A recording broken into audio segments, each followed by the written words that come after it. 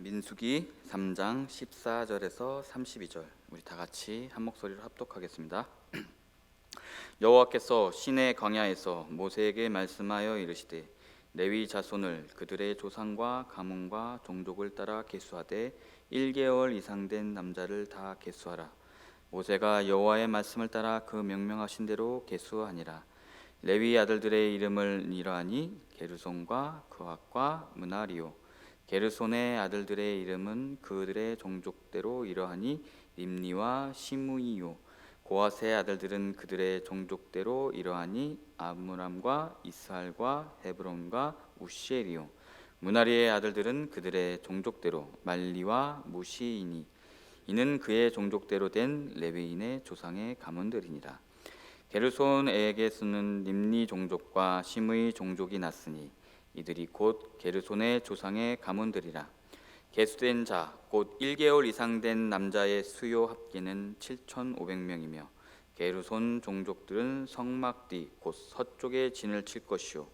라엘의 아들 엘리아삽은 게르손 사람의 조상의 가문의 지휘관이 될 것이며 게르손 자손이 회막에서 맡은 일은 성막과 장막과 그 덮개와 휘막 회장문과 틀의 회장과 및 성막과 제단 사방에 있는 뜰의 휘장문과 그 모든 것에 쓰는 줄들이니라. 고앗에게서는 아므람 종족과 이스할 종족과 헤브론 종족과 우시엘 종족이 났으니 이들은 곧 고앗 족족들이라. 계수된 자로서 출생 후 1개월 이상 된 남자는 모두 8,600명인데 성소를 맡을 것이며 고앗 자손의 종족들은 성막 남쪽에 진을 칠 것이요. 우시엘 아들 엘리사바는 고앗 사람의 종족과 조상의 가문의 지휘관이 될 것이며 그들이 맡은 것은 증거계와 상과 등잔대와 제단들과 성소에서 봉사하는 데 쓰는 기구들과 휘장과 그것에 쓰는 모든 것이며 제사장 아론의 아들 엘레아살은 레위인의 지휘관들의 어른이 되고 또 성소를 맡을 자를 통할 것이니라. 아멘. 민수기를 통하여서 우리 12지파의 인구조사 진영 배치와 또 이어서 이제 레위인들의 인구조사와 지파별 인물을 배치하는 모습을 볼 수 있습니다. 우리 앞본문에서 서론에 해당되는 부분이지만 12지파가 갖춰지기 전에 나서 제사장들을 포함한 레위 지파의 계수와 임무, 진영 배치에 대해 성경은 우리에게 들려주고 있습니다. 특히 레위 지파의 인구조사와 임무를 구체적으로 지시하기에 앞서서 바로 어제 본문입니다. 1장과 2장의 12지파의 지시와는 다르게 나답과 관련된 아론의 가정사를 들려줍니다. 바로 나답은 유월절 당시에 아론의 장자로서 살아남았습니다. 그는 문설주의 어린 양의 피가 무엇을 의미하는지 잘 알고 있습니다. 그러고 나서 시내산에서 제사장으로 임명되고 잘못된 여호와의 불을 들다가 죽음을 맞았습니다. 그리고 그 지금 살아있는 아들인 엘리야살과 이다말은 또한 유월절과 자신의 형들의 죽음을 잘 알고 있습니다.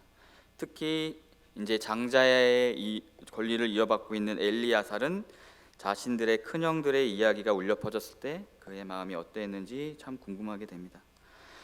그래서 레위 지파들 중에서 모세와 아론의 자손의 제사장 직분이 다른 지파와 그 외의 레위 다른 지파들에게는 특권처럼 보였을 수도 있을 것 같습니다. 바로 하나님께서 구별되면서 또 하나님과 더욱더 가까운 곳에 있는 그러한 지파로서 레위 지파를 선택을 했습니다.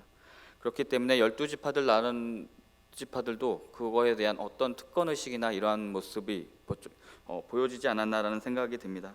그래서 민수기 뒷부분에 가면은 다른 레위인들이 반감을 갖고 이의를 제기하다가 하나님의 심판을 받는 그런 본문이 나옵니다.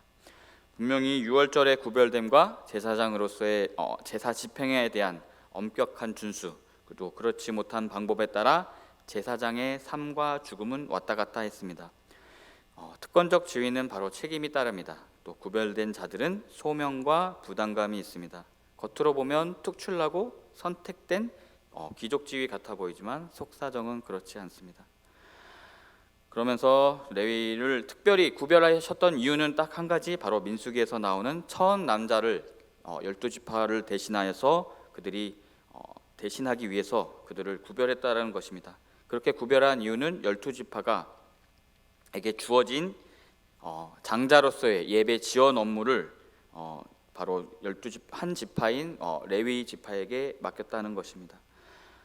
그래서 우리 오늘 본문과 같이 다른 지파의 그런 수를 세웠던 것과 다르게 레위 지파는 1개월 이상 된 남자를 계수하고 있습니다. 우리 14절과 16절을 다 같이 읽겠습니다. 여호와께서 시내 광야에서 모세에게 말씀하여 이르시되 레위 자손을 그들의 조상의 가문과 종족을 따라 계수하되 1개월 이상 된 남자를 다 계수하라. 모세가 여호와의 말씀을 따라 그 명령하신 대로 계수하니라. 레위인의 인구 조사에서 보면은 다른 지파 같은 경우에는 20세 이상 된 남자를 계수를 했습니다. 근데 레위 인구인 조사는 바로 1개월 이상 된 남자를 계수하고 있습니다.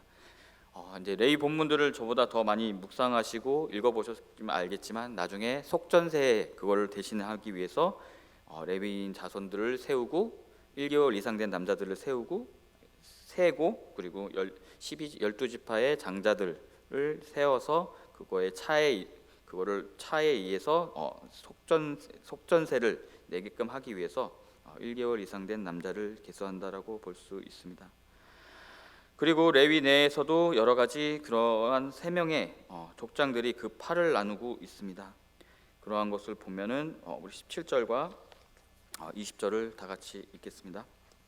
17절 레위의 아들들의 이름은 이러하니 게르손과 그앗과 므나리요 게르손의 아들들의 이름은 그 종족대로 이러하니 림니와 시므이요 고압의 아들들은 그들의 종족대로 이러하니 암무람과 이스알과 헤브론과 우시엘이요 므나리의 아들들은 그들의 종족대로 말리와 무시이니 이는 그의 종족대로 된 레위인의 조상의 가문들이니라.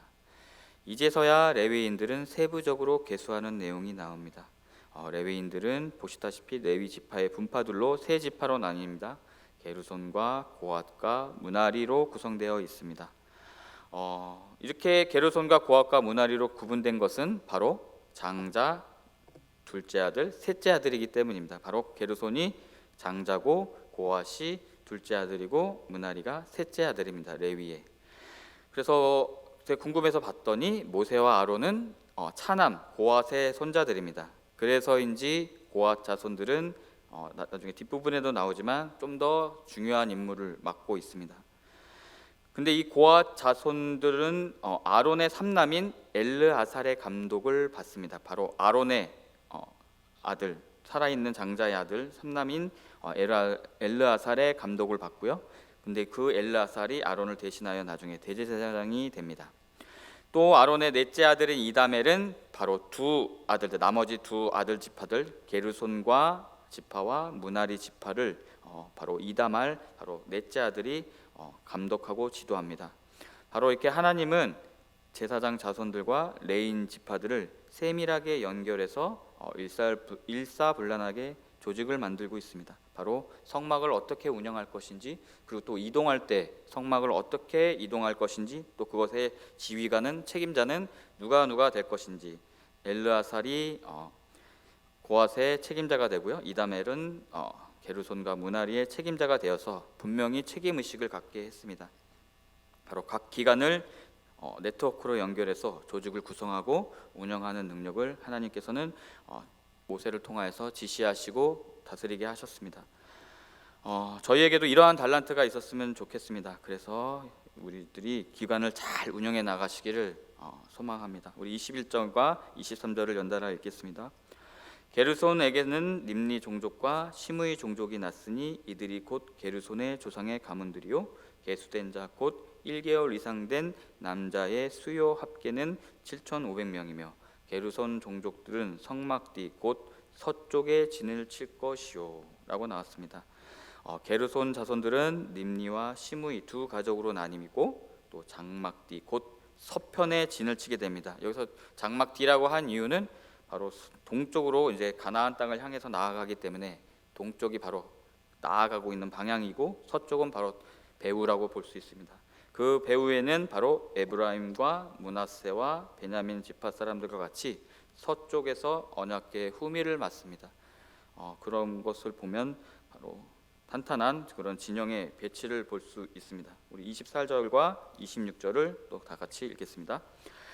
라엘의 아들 엘리야삽은 게르손 사람의 조상의 가문의 지휘관이 될 것이요 게르손 자손이 회막에서 맡은 일은 성막과 장막과 그 덮개와 회막 회장문과 뜰의 회장과 및 성막과 제단 사방에 있는 뜰의 회장문과 그 모든 곳에 쓰는 줄들이니라.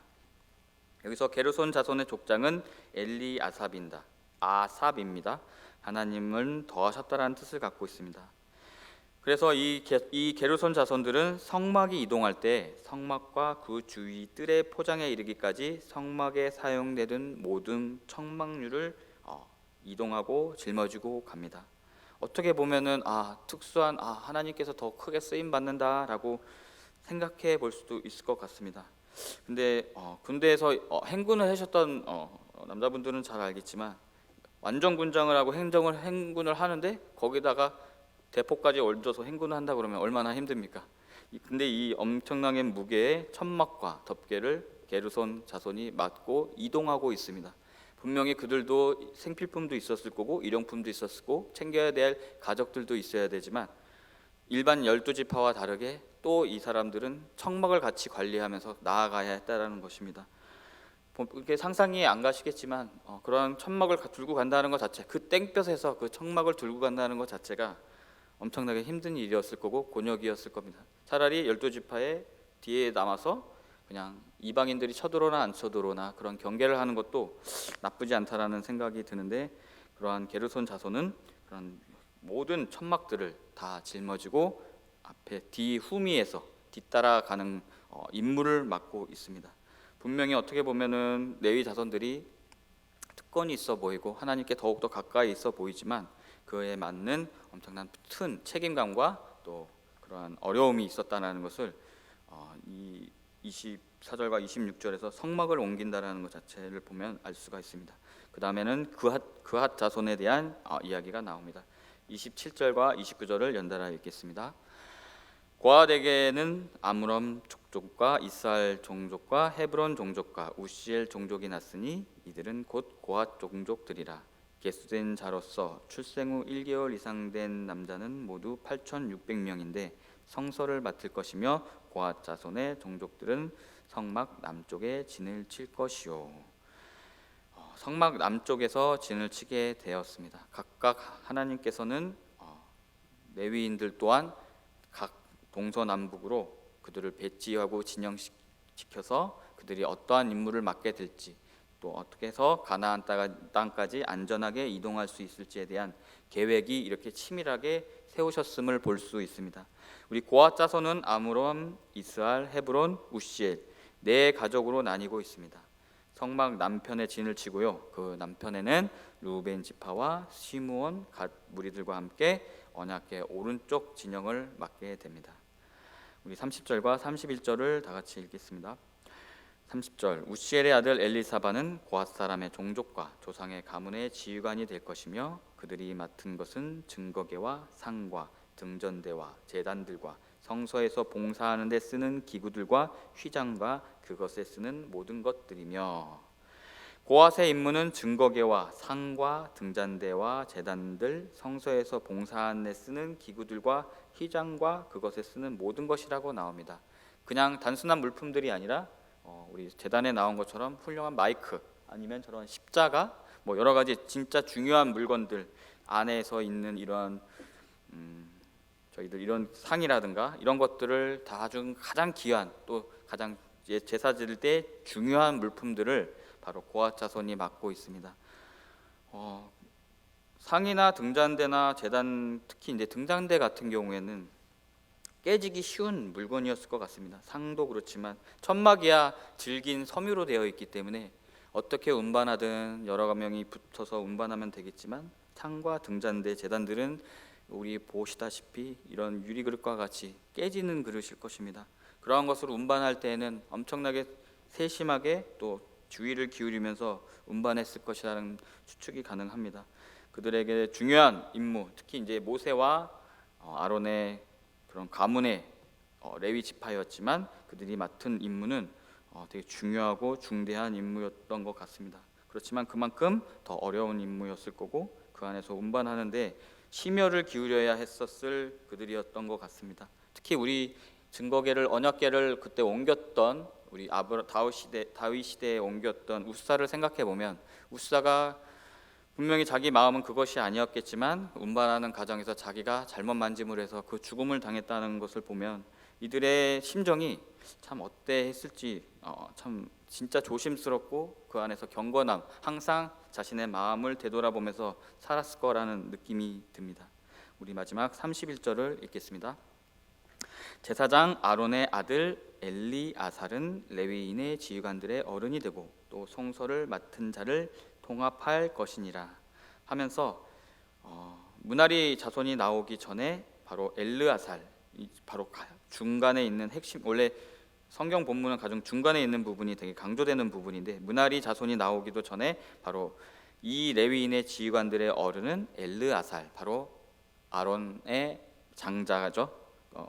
그 나답이 죽음으로 해서 이제 마지막으로 남아 있는 셋째 아들 엘르아살이 바로 레위인의 지휘관의 어른이 되고 또 성소를 맡을 자를 통합할 것이다라고 하나님께서는 어떠한 지휘 체계를 딱 만져 주셨습니다. 바로 엘르아살, 하나님이 도우심이라는 뜻인데요. 레위인들 족장들을 지도하며 다스리는 그러한 직책을 맡게 되었습니다. 곧 가장 높은 직위에 있는 사람이 되었습니다. 바로 성서 맡은 자들의 지휘자, 곧 성서에서 봉사하는 모든 자들, 제사장을 포함한 레위인 전부의 총감독자가 되었습니다. 이것은 제사 업무의 효율화와 책임의식을 위한 어떠한 제도, 어떠한 조직이지 결코 계급 사회를 만들기 위한 조직이 아님을 알 수 있습니다. 특히 12지파에서 한 명씩 장자들이 나와서 어떠한 이런 성서를 옮기고 휘장을 정리하고 이제 문하리 족속은 마지막에 나오지만 뼈대, 우리로 얘기하면은 이런 콘크리트 같은 그 큰 뼈대를 무거운 것을 다 옮기면서 이동하는 과정에서 그러한 것이 12지파에 아무 그런 연고는 있지만 그래도 서로 친하지 않은 12지파가 함께 모여서 그것을 옮긴다라는 것 자체가 결코 쉬운 일은 아닌 것 같습니다. 그래서 그러한 것을 한 지파에게 하나님께서는 12지파의 장자들이 감당해야 될 이러한 성막 운반이라든가 증거계를 안전하게 모신 그러한 임무를 바로 한 지파에게 맡겼는데 그것이 바로 레위 지파입니다. 그것은 그들을 위해서, 바로 12지파의 사람들을 위해서 그들이 어떻게 보면 지금 시대로 따지고 보면 부역이라고 해야 될까요? 그런 것을 담당하기 위해서 특별하게 레위 지파를 선택하셔서 그렇게 만드신 것뿐이지 그들에게 어떠한 특권의식과 어떠한 특권 있는 모습은 아니었던 것 같습니다. 하나님은 12지파를 감당해야 할 예배 지원 의무를 레위 지파를 선택하셔서 그들에게 일임합니다. 한 지파에게는 성막 운반과 보호를 맡기는 것이 더 효율적으로 보이고 일사불란하게 이동할 수 있기 때문입니다.